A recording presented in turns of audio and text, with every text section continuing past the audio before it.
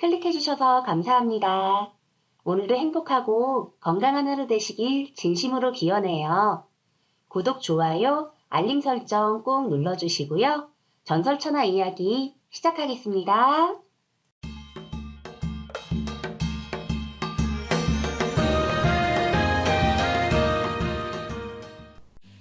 쌀이 울타리 너머로 이웃집을 기웃기웃 넘어다보는 이선비의 가슴은 자꾸 물방아지를 냈다.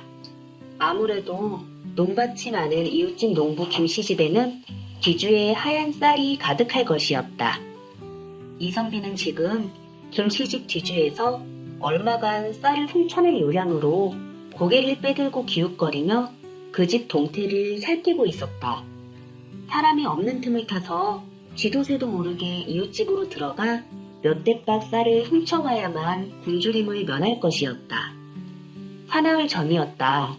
집안 뒤주에 쌀이 있는지 없는지도 모르고 방 안에서 책만 읽고 살아온 서생 이선비는 이틀 전 삐쩍 나윈 아내의 바가지 긁는 소리를 들어야 했다. 여보, 그렇게 매일 방 안에서 책만 읽고 있으면 쌀이 나오나요? 떡이 나오나요? 뒤주에 쌀 한 톨 없으니 우리 식구는 무얼 먹고 삽니까? 어허, 그새 그렇게 되었나요? 이선비는 태평스럽게 말을 받았다. 아이고, 내 당신을 어떻게 믿고 살겠어요. 쌀이 다 떨어져 간다고 며칠 전부터 말했는데도 어디서 곡식을 좀 빌려 오시든지 아니면 밖에 나가 일이라도 해서 아이들 끼니는 걱정 없도록 해야 할 거 아니에요. 어허, 그렇군요. 네, 어떻게 해보리다. 이선비는 그렇게 말은 했으나 뾰족한 방법이 없었다. 사실은 아내가 이 집 저 집 난리를 나가고 요새는 방앗간 일을 나가 밥이라도 얻어와 겨우 낄리나 굶지 않고 사는 형편이었던 것이다. 아이고, 그렇게 말만 하지 마시고 저 애들을 좀 봐요, 애들을. 아내가 아이들을 가리키며 소리쳤다. 이선비는 방 안에 늘 말똥거리고 앉아있는 5살쯤 먹은 두 아이를 바라보았다. 한창 큰 나이인데 일도 때우게 하지 못하고 있다니 이는 아버지로서 할 일이 아니었다. 네, 알았소이다. 그렇게 대답하면서도 이선비는 책에서 눈을 떼지 못하고 있었다. 그런 이선비 하는 꼴이 답답했든지 아니면 이러다간 정말 아이들마저 굶겨 죽이겠구나 싶었던지 아내는 다음날 아침 일찍 두 아이를 데리고 친정으로 떠날 채비를 냈다. 집안에 쌀도 다 떨어지고 일을 데도 없으니 나는 아이들과 친정에 좀 가 있을 테니 그놈의 책만 좀 들여다보지 말고 쌀 말이라도 좀 구해놓으세요. 네, 알았소이다. 이선비는 그때도 책에서 눈을 떼지 않고 말했다. 아내가 아이들을 데리고 친정으로 가버리고 점심때가 되어 배가 고픈 이선비가 부엌으로 들어가 솥을 열어보았다. 정말 밥 한 그릇, 아니 밥 한 톨이 없었다. 방으로 들어가 쌀을 퍼와 밥을 좀 해야겠다고 생각하고 뒤주를 열어보니 웬걸 정말 쌀 한 톨 없이 텅 비어있는 것이었다. 이선비는 주인 창자를 부여잡고 방 안에 앉아 골똘히 생각해 보았다. 때는 햇보리가 나오기 전인 춘궁기라 이 집이나 저 집이나 모두 다 끼니 때우기가 힘든 철이었다. 아내가 있어서 그나마 남의 집 일을 거들어주고 밥을 얻어와 먹었고 또 산과들을 피어나는 나물이라도 캐와 희멀건 죽이라도 쏘어 허기를 면하고 살아온 처지였음을 이선비는 새삼 깊이 깨닫는 것이었다. 이선비는 부엌으로 가서 바가지에 한 대박 맑은 물을 퍼서 벌컥벌컥 들이켰다. 그러나 그 물을 마신다고 하여 허기가 가실 수는 없었다. 그렇게 줄임배를 움켜쥐고 친정에 간 아내라도 돌아오면 어찌 되겠지 하고 버텼던 것인데 도무지 감감무소식이었다. 한 사흘 굶주린 이선비는 온몸의 기운이 쏙 빠지고 하늘이 샛노랗게 현기증이 일었다. 이러다가는 정말 그대로 굶어 죽어나갈 지경이었다. 그렇다고 이선비에게 쌀말을 가져다 갖다 줄 일도 없었고 또 누구를 찾아가 궁색한 처지를 말하며 쌀을 빌려올 주변머리도 없었던 것이다. 정말 사흘 굶으면 담 안 넘을 사람 없다더니 내가 그 꼴이라고 생각한 이선비는 딱 한 번만 이웃집 뒤주에서 쌀을 좀 훔쳐가야겠다고 생각하고 정말 도둑질할 마음으로 쌀이 울타리를 허기승배를 쓰다듬으며 비실비실 기웃거렸던 것이다. 차라리 굶어 죽어야지. 남의 집 뒤주를 열고 쌀을 훔치려 하다니 하고 생각하는 것은 그냥 이상일 뿐인지도 몰랐다. 고상한 선비의 채통도 굶주림 앞에서는 어쩔 수 없었다. 그 상황에서는 오직 4가지 대처 방법밖에는 없을 것이었다.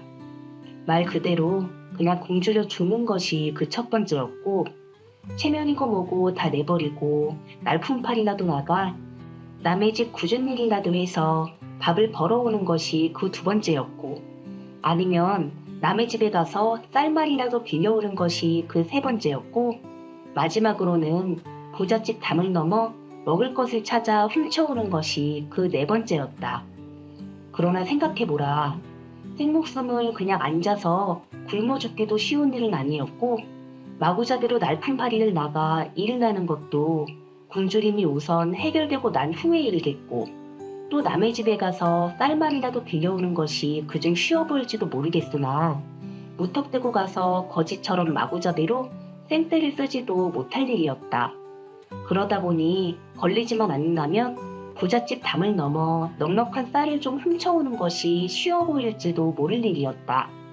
그러나 만약 그 도둑질이 발각이라도 되는 날이면 도둑이라는 불명예는 물론 포졸에게 붙들려 관가에 끌려가 곤장을 맞고 크게 곤욕을 치러야 하기에 참으로 크게 낭패를 볼 것이었다. 그런데 세상 물정 모르고 공부에만 열을 올려온 이선비는 지금 굶주림을 참지 못하고 대담하게 이웃집으로 들어가 쌀을 훔치려 하고 있었다. 해가 벌겋게 떠올라 대낮이었다. 이선비가 이웃집을 자세히 살펴보니 아무도 없는 것 같았다. 모두 들에 나가 일을 하는지 집안에는 개미 새끼 한 마리 얼씬거리지 않았다. 이선비는 주변을 두리번거리며 슬그머니 이웃집 대문을 열고 대담하게 광문 앞으로 갔다.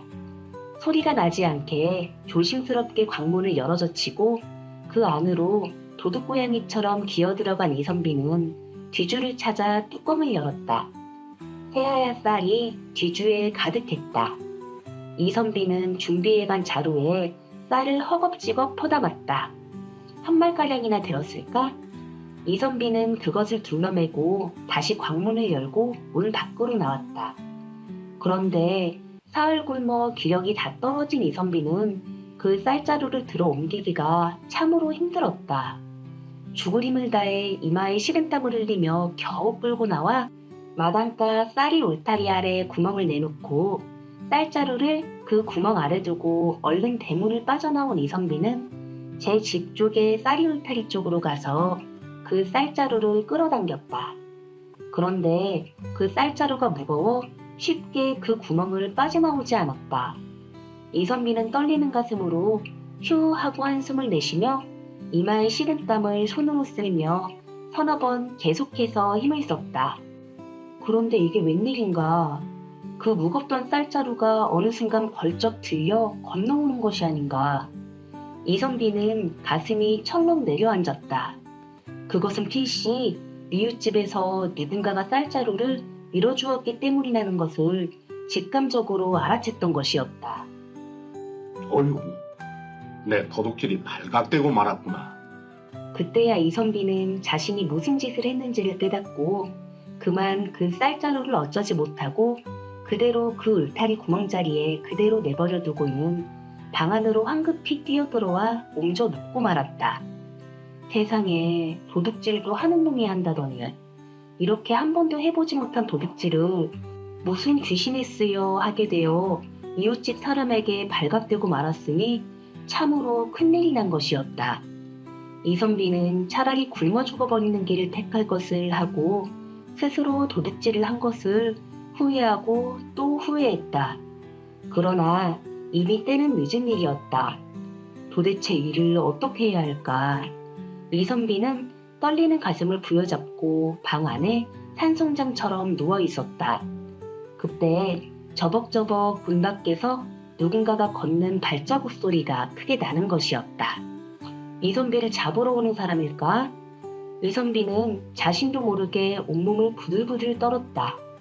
이제 조금 있으면 방문이 벌컥 열리고 이선비를 붙잡아 도둑질한 내력을 캐묻고 급기야 관가에 붙들려가 곤장을 맞고 크게 경을 칠 것이었다. 동네 사람들에게 도둑놈이라고 손가락질을 받고 온갖 치욕을 당해야 할 것을 생각하는 이선비는 그냥 그 자리에서 죽어버리고만 싶은 심정이었다. 저벅저벅 걷는 발자국 소리가 방문 앞으로 더 크게 들려왔다. 그러더니 잠시 후 마루 위에 쿵 하고 무엇을 놓는 소리가 들렸다. 그리고는 그 발자국 소리가 다시 멀어져 가는 것이었다. 이선비는 떨리는 가슴을 부여잡고 얼른 일어나 물틈으로 밖을 바라보았다. 사내 하나가 이선비 집 대문을 나가고 있었다. 그 사내는 바로 이웃집 농부 김씨였던 것이다. 이선비는 콩당콩당 사정없이 떨리는 가슴을 부여잡고 재빨리 마루 위를 바라보았다. 마루 위에 바로 이선비가 훔치려다 말고 울타리 구멍에 그냥 두고 왔던 그 쌀자루가 놓여있던 것이다. 도대체 어떻게 된 일일까를 잠시 생각해보던 이선비는 순간 가슴이 뭉클해졌다. 분명 이웃집 길씨가 방에 있다가 쌀을 도둑질하러 온 이선비를 미리 알아보고는 그냥 도둑질해가라고 방치해 두었다가 울타리 구멍으로 그 무거운 쌀자루를 쉬 끌어가지 못하는 것을 보고 밀어주었던 것이 틀림이 없었다. 그것을 눈치챈 이선비가 그 쌀자루를 차마 가져가지 못하고 그냥 사라져버리자 김씨가 그 쌀자루를 직접 짊어다가 마루 위까지 직접 가져다 주었던 것이었다. 이선비가 이웃집 농부 김씨의 마음을 미루어 짐작해보니 그 쌀자루를 그냥 받을 밖에는 달리 방법이 없었다. 하긴 이선비 입장에서는 자신이 훔쳐냈던 쌀자루를 죽을 죄를 지었다고 그대로 가져다주며 물리지도 못할 일이었고 또 찾아가 무엇라고 궁색하게 변명할 처지도 못 되었다. 이선비 스스로에게는 몹시 창피한 일이었으나 김씨 농부의 마음을 헤아려 생각해보면 무엇라 말을 할 수 없을 만큼 한량없이 고마웠던 것이었다. 그날 이후 그 일은 오직 이선비와 김씨 단 둘만이 아는 것으로 묵묵히 지나가 버렸다. 농부 김씨는 제 아내나 아들, 딸들에게도 일체 이선비가 쌀을 훔치러 왔다는 사실을 말하지 않았다. 그 일은 이선비가 마음속으로 바라는 대로 아예 없던 일이 되어버렸던 것이다. 그해 가을 어느 날이었다. 농부 김씨 집으로 창을 든 포졸 대여섯이 사납게 들이닥쳤다. 이놈, 어서 나와 오라를 받아라. 수염이 검게 난 포졸이 김씨 방문 앞에서 소리쳤다. 마침 점심을 먹고 식구대로 논에 나가 별을 배려던 김씨가 그 소리에 놀라 방문을 벌컥 열고 나왔다. 김씨 집 마당에 창과 방망이를 든 포졸들이 줄줄이 서 있었다. 무슨 일인가요? 김씨가 깜짝 놀라 말했다. 이놈, 어제 내놈 집에 들려간 다라실에 사는 유천만이가 강가 나루 산속에서 칼을 맞아 죽은 시체로 발견되었다. 그게 내놈 짓이 아니고 무엇이냐? 수염이 검게 난 그중 대장인 듯 보이는 포졸이 김씨를 쏘아보며 소리쳤다. 아니옵니다. 절대로 그런 사실이 없사옵니다. 순간 김씨는 온몸을 바르르 떨며 사색이 된 얼굴로 소리쳤다. 거짓말 마라. 어서 저놈을 포박하여 강가로 끌고 가라. 예! 포졸들이 와르르 달려들어 김씨를 사정없이 올가묶었다. 아이고 나리, 저는 절대로 아닙니다. 살려주십시오. 김씨는 붙들린 채 울음 섞인 소리를 질렀다. 아니 당신 이게 뭔 일이오? 김씨 아내가 백지장처럼 허옇게 질린 얼굴로 소리쳤다. 아이고 아버지, 이게 뭔 일이다요? 나리 한 번만 살려주십시오. 김씨 아들이 포졸들을 붙잡고 애원했다. 물러가라. 살인범은 중죄인이다. 어서 관가로 압송해라. 대장으로 보이는 포졸이 소리쳤다. 포졸들이 김씨를 앞세우고 관가로 끌고 갔다. 그 뒤를 김씨의 아내며 젊은 아들과 딸들이 따르며 울부짖었다. 김씨는 그날 관가로 압송되어 살인 흉악범으로 칼을 차고 감옥에 갇히게 되고 말았다. 옥에 갇힌 김씨는 어제 아침 집에 들르러 온 다라실에 사는 유천만을 떠올렸다. 유천만은 김씨와 친구 사이였는데 간간히 김씨에게 들러 소를 사서 가기도 하고 팔기도 하는 우시장의 소장사였다. 마침 어제는 이웃마을에 소를 사러 왔다가 김씨 집에 잠시 들러 점심을 먹고 이야기를 나누다가 오후 늦게 집으로 간다고 했던 것이다. 그런데 강가나루 산 언저리에서 누군가에게 칼에 가슴을 찔려 죽은 싸늘한 주검으로 발견되었다니 김씨는 도무지 그 영문을 알 수가 없었다. 졸지에 소장사 유천만을 죽인 흉악살인범이 된 김씨는 한 잠도 못 이루고 한숨을 푹푹 내쉬며 감옥에서 뜬 눈으로 나를 지새웠다. 자신이 흉악한 살인자가 되어 관에 잡혀있다니 가슴이 답답하고 온몸이 떨려 도무지 잠을 이룰 수 없던 것이었다. 다음날 날이 밝자 고을 사또가 김씨를 관가 앞으로 끌어내 문초했다. 하룻밤새 얼굴이 폭삭 늙어버린 김씨는 관가 뜰 앞에 끌려나가 사또 앞에 무릎을 꿇고 앉았다. 그 옆에는 이방이 서 있었고 창을 든 포졸들이 곤장을 때릴 채비를 해놓고 있었다. 하얀 수염을 날리며 눈을 매섭게 뜬 사또가 관아 의자에 앉아 김씨를 노려보았다. 이놈, 소장사 유천만이를 어제 내 놈이 죽인 것이 아니더냐. 어서 이실 직고해라. 사투나리 소인 그를 죽인 사실이 없사옵니다. 김씨는 새카맣게 타들어가는 가슴을 부여잡고 소리쳤다. 뭐라? 어제 내 놈 집에 들러 점심을 먹고 함께 놀다가 갔다는 것을 본 사람이 있어 이미 알고 있다. 그러고도 거짓말이냐? 사또나리 소장사를 하는 유천만이가 오랫동안 소인하고 친구 사이로 지내왔기에 제 집에 들렀다가 간 것뿐이옵니다. 저는 어제 강나루까지 배웅한 것이 전부입니다. 김씨가 말했다. 옳거니 내 놈이 강나루까지 배웅한다고 가놓고는 그를 죽여 그가 가진 돈과 금품을 훔친 것이 아니냐? 아니옵니다. 그때 마침 배가 도착하지 않았기에 소인이 농사일이 바빠 바로 그 자리에서 작별 인사를 하고 돌아왔을 뿐입니다. 저는 그 다음 일은 정말로 모르옵니다. 거짓말 마라. 내 놈이 강나루 으슥한 숲속으로 유인하여 유천만이를 죽여 돈을 훔친 것이다. 여봐라. 죽은 자와 함께 있는 사람을 보았다는 노파를 불러와라. 사또가 이방을 보고 소리쳤다. 사또나리, 여봐라. 어서 강나루 청학집 노파를 들라 하라. 갓을 쓰고 하얀 두루마기를 입은 이방이 포졸을 보고 소리쳤다. 포졸이 관가 문 밖에 와서 기다리고 있는 노파를 데리고 왔다. 노파는 성중없이 말하라. 저자가 어제 오후에 죽은 유천만이와 함께 강나루에 함께 있던 자가 맞느냐? 예, 사또나리. 어느 안전이라고 거짓을 말하겠습니까?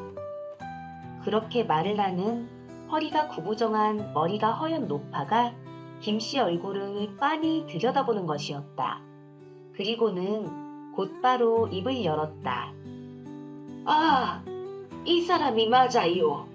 그 사람이 이 사람과 함께 강나루 쪽으로 걸어갔습니다요. 할머니, 제가 그 사람을 배웅하러 간 것이라니까요.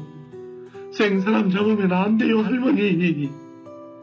노파의 말을 들은 김씨가 펄쩍 뛰며 말했다.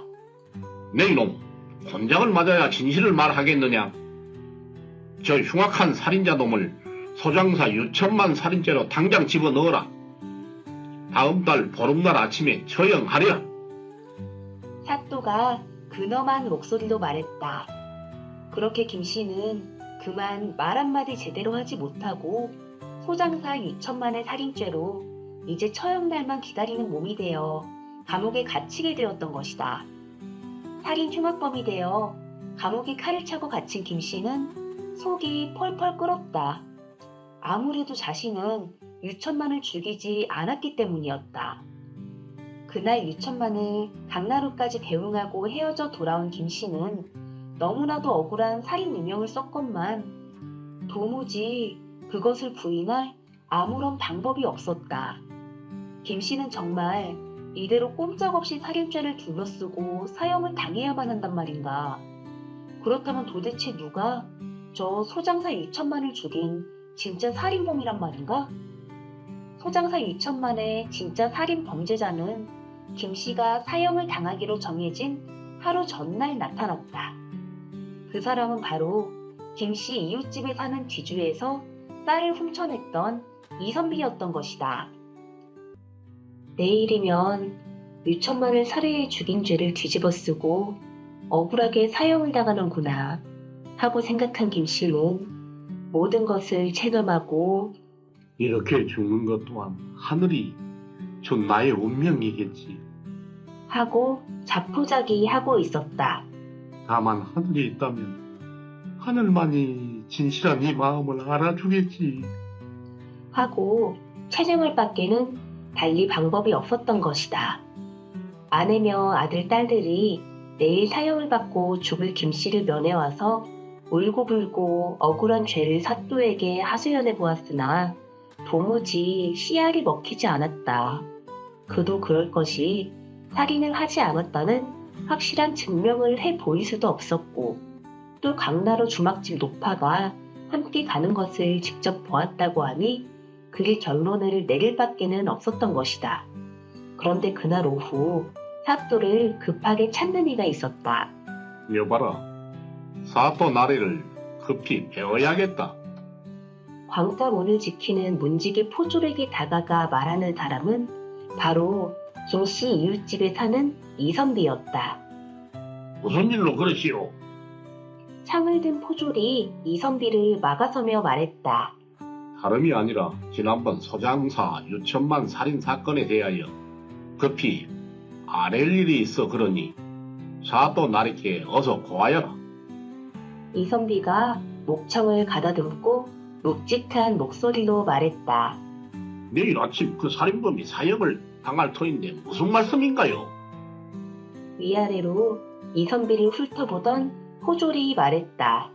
사실은 내가 그 소장사 유천만의 진짜 살인범이라고 어서 사또께 고하거라. 이선비가 다급하게 말했다. 뭐라고요? 그 말을 들은 포졸이 깜짝 놀란 얼굴로 이선비를 쳐다보더니 불이 나게 관가로 달려들어갔다. 그리고 잠시 후 포졸이 뛰쳐나오더니 이선비를 사또가 있는 곳으로 데려가는 것이었다. 이선비는 관악들에서 수염이 허연 사또와 마주했다. 그대가 소장사 유천만의 살인범이라니 그것이 도대체 무슨 말이냐? 다 떨어진 옷을 기워입고 거지행색으로 나타난 이선비를 위아래로 훑어보며 사또가 녹이 띈 목소리로 말했다. 사실이 그렇습니다.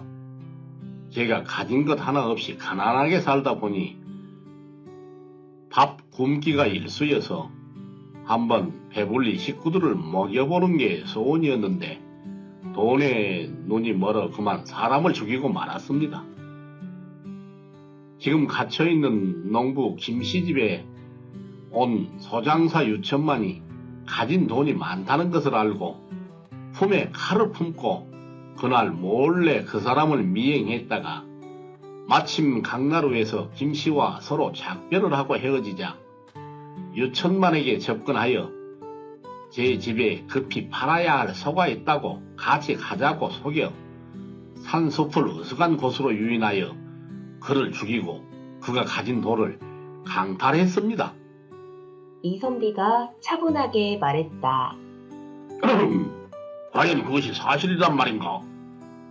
내일 아침이면 저 김씨가 유천만 살인죄로 사형을 당해 죽어나가면 그대로 끝일 텐데 왜 이제 와서 굳이 자신의 죄를 발설하는 것인가? 사또가 고개를 갸웃거리면서 말했다. 사또나리, 사실은 제가 지난번 먹을 게 없어 며칠을 굶고 있다가 저 김씨 집에 몰래 들어가 쌀을 훔쳐냈지요. 그런데 김씨에게 그 도둑질이 발각되어 그냥 쌀자루를 울타리 밑에 그대로 두고 도망왔는데 김씨가 그 쌀자루를 짊어다가 제 집 마루에 아무도 몰래 가져다 주었지요.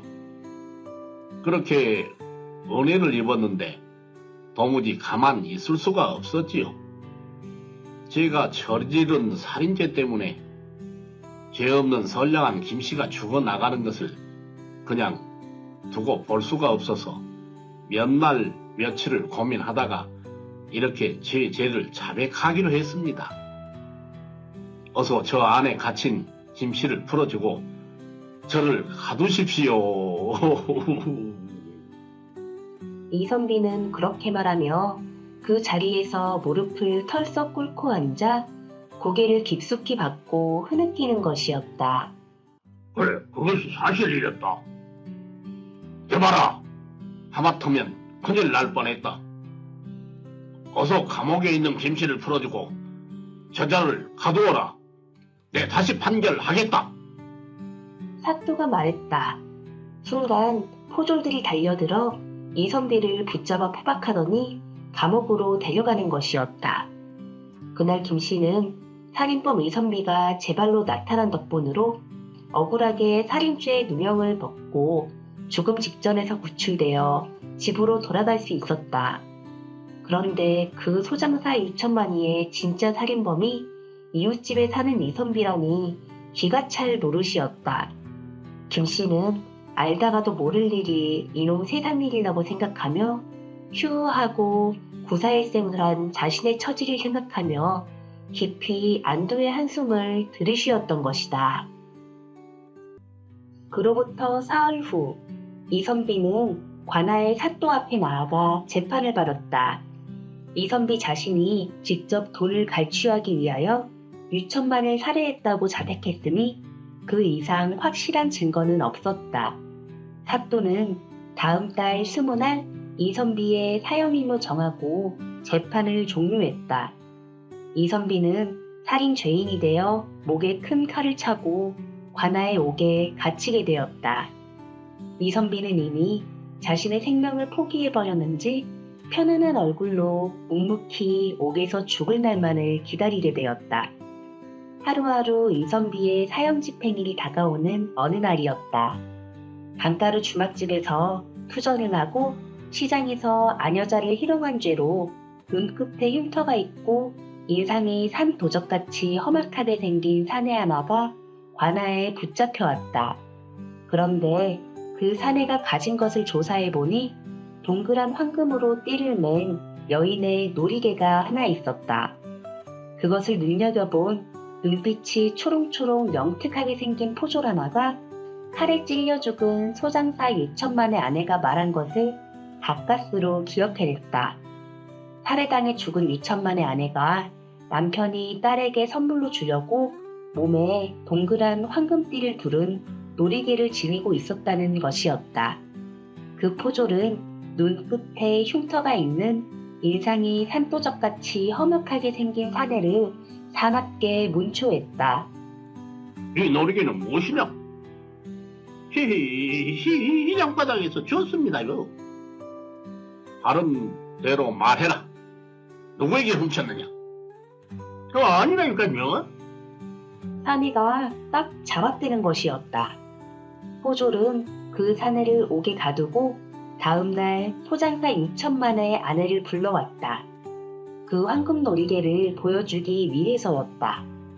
그 황금놀이개를 본 유천만의 아내는 눈을 휘둥그렇게 뜨고 바라보더니 그 자리에 엎드려 통곡했다. 왜 당신이 막내딸 준다고 사오니 황금놀이개 주지도 못하고 죽어버렸네. 아이고, 당신이 이렇게 억울하게 죽었어야. 아이고. 포졸은 그 황금놀이개를 이방에게 가져가 그 사연을 보고했다. 아무래도 수상하다고 생각한 이방이 그 즉시 사또에게 그 사실을 알려 그 험악하게 생긴 사내를 붙들고 나와 관아에서 바로 문초하게 되었다. 네 이놈, 하는 대로 말하거라. 저 황금놀이개가 무엇이냐? 사또가 사내를 날카롭게 노려보며 말했다. 시장 바닥에서 주었어요. 사내가 머뭇거리며 말했다. 네 이놈, 이 물건이 어디서 죽을 물건이냐? 하는 대로 말하거라. 어서! 사또가 호통을 쳤다. 주었다니까요. 살해 당해 죽은 유천만의 아내를 들라 하라. 사또가 말했다. 소장사 유천만의 아내가 관아로 나와 사내 옆에 섰다. 부인, 저 황금놀이개는 무엇이요? 저 황금놀이개는 제 남편이 막내딸에게 주기 위하여 사놓고 미처 주지 못하고 이번에 막내딸 집에 들르면 주겠다고 몸에 지니고 나간 것이지요. 유천만의 아내가 말했다. 뭐하라 이놈, 내 놈이 서장사 유천만을 죽이고 훔친 것이 아니더냐? 이놈, 진실을 말하거라. 그렇지 않으면 진실을 실토할 때까지 혼장을 매우 치리라. 사또가 눈을 부릅뜨고 사내를 바라보며 불호령을 했다. 사실은 투전판에서 유전마을에 사는 억새에게 몰래 훔쳤습니다요. 그게 사실이냐? 억새에게 훔친 게 사실입니다. 사내가 말했다. 여봐라, 유전마을에 사는 억새를 당장 잡아들여라. 사또가 말했다. 옛 사도나리. 옆에 창을 들고 줄줄이 서 있던 포졸들이 대답했다. 포졸들이 우르르 달려나왔다. 한참 후 눈빛이 여우를 닮은 듯 가늘고 삐쩍 마른 수염이 드문드문난 중년의 사내 하나가 포졸들에게 붙잡혀 왔는데 그가 억새였다. 억새가 인상이 험악하게 생긴 사내 옆에 무릎을 꿇고 나란히 앉았다. 억새가 사내를 뜨악하게 노려보았다. 그러더니 서로 성난 개처럼 으르렁대며 한바탕 서로 붙들어 잡고 치고 받고 싸우려 덤벼들었다. 이놈들은 어느 안전이라고 다투느냐? 사또나리 납신다. 이방이 그들을 바라보고 호통을 쳤다. 사또가 나와 자리에 앉고 다시 문초가 시작되었다. 이놈 억새야, 내 놈에게 이 황금놀이개를 훔쳤다고 하는데 이 황금놀이개가 내 놈 것이 사실이냐? 아닙니다요. 저는 모릅니다요. 억새가 딱 잡아뗐다. 내가 그래. 지난 가을 억새 내가 주머니에 돈과 함께 넣어두고 있었던 것을 내가 몰래 훔쳐냈는데 무슨 소리야? 사내가 억새를 바라보며 눈을 부라려 뜨고 소리쳤다. 억새 네 놈, 하는 대로 말하거라. 저 황금놀이개는 어디서 훔쳐온 것이냐? 사또가 날카로운 눈빛으로 억새를 바라보며 말했다. 저는 모릅니다요. 억새가 딱 잡아떼며 말했다. 이놈들 아니 되겠다. 당장 형틀에 묶어 곤장을 맞아야 진실을 말하겠느냐? 누가 거짓을 말하느냐? 먼저 저놈부터 형틀에 묶어 곤장을 매우 쳐라. 사또가 험악한 얼굴에 사내를 가리키며 소리쳤다. 포졸들이 사내를 붙잡아 형틀에 묶으려고 달려들었다. 잠깐만요. 저 억새가 지난 가을에 소장사를 칼로 찔러 죽여 돌을 빼앗는 것을 보았는데 제 입을 막으려고 돈과 저 황금 놀이개를 주었습니다요. 순간 형틀로 끌려가던 사내가 다급하게 소리쳤다. 뭐라? 그게 사실이냐? 사또가 소리쳤다. 아니옵니다.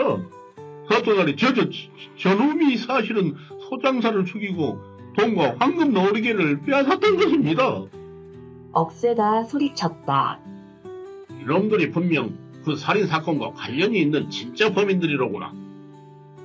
어서 저 두 놈을 형틀에 묶고 진실을 말할 때까지 사정없이 매우 쳐라! 사또가 분노에 찬 목소리로 소리쳤다. 포졸들이 달려들어 둘을 형틀에 묶고 사납게 곤장을 내리쳤다. 어서 진실을 말하라! 사또가 소리쳤다. 인정사정 볼 것 없다. 매우 쳐라! 관아의 너른 마당에 사또의 고함 소리에 두 사내의 곤장 맞는 비명이 한동안 가득 울려 퍼졌다. 결국 매에는 장사가 없다더니 두 사내가 진실을 말하기 시작했다. 억새와 사내의 그 두 놈이 짜고 소장사 6천만을 죽이고 돈과 황금놀이개를 훔쳤던 사실을 실토했던 것이었다. 그 즉시 무죄 방면된 이선비는 감옥살이로 너덜너덜 떼절은 다 떨어져 기워입은 누더기를 걸친 그대로 관아를 나와 터덜터덜 집을 향해 걸었다. 저 살인 진범들이 잡히지 않았다면 이선비는 살인 죄인으로 사형을 받고 소리 없이 죽어갈 운명이었다. 그렇게 이선비가 죽어가더라도 자신이 스스로 선택한 길이었기에 달리 할 말도 없었을 것이다. 그러나 이렇게 진범이 잡혀 살아 돌아 집으로 가다니 꿈만 같았다. 한 치 앞도 알 수 없는 것, 그게 바로 인생사란 말인가. 이선비는 입술가로 자신도 모르게 슬그머니 솟구쳐 오르는 미소를 한방 머금었다. 굶주림 때문으로 이웃 김씨집 쌀 도둑질을 했던 것이 결국 무고한 한 사람을 살리게 되었으니 이 깊은 인생사의 의미를 미라서 알 수 있겠는가 말이다. 그러나 다시는 굶어 죽더라도 도둑질은 하지 말아야 했다. 아니, 부지런히 일을 해서 먹을 것을 스스로 벌어야 했고 그도 못할 것 같으면 빌어먹는 거지라도 되어야 했다. 그도 못할 양이면 그냥 하늘의 뜻으로 알고 굶어 죽어야 하는가. 정녕 죽지 못하겠다면 못사람들에게 도둑놈이라고 손가락질을 받으며 관아에 붙들려 들어가 죽도록 곤장을 맞는 한이 있더라도 또 살기 위하여 담을 넘어야 한단 말인가. 그렇다면 저 흉악살인범은 또 무엇인가? 참으로 오묘하구나. 이것이 인생사란 말인가?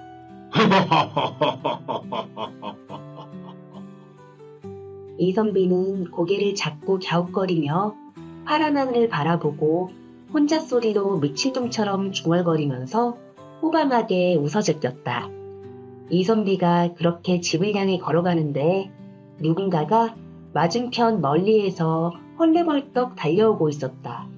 가까이 오는 걸 보니 농부 김씨였다. 이선비님 고맙습니다. 김씨가 다가와서 가쁜 숨을 몰아쉬며 이선비의 손을 꼭 붙들어 잡고 와락 끌어안았다. 발 없는 말이 천리를 간다더니 어떻게 그 소식을 벌써 듣고 알았는지 김씨가 이선비를 맞으러 달려왔던 것이다. 아이고, 제가 더 고맙습니다. 둘은 길 위에서 오래도록 서로를 끌어안고 서 있었다. 그 후로 이선비와 김씨는 의형제가 되어 서로 돕고 행복하게 잘 살았다고 한다.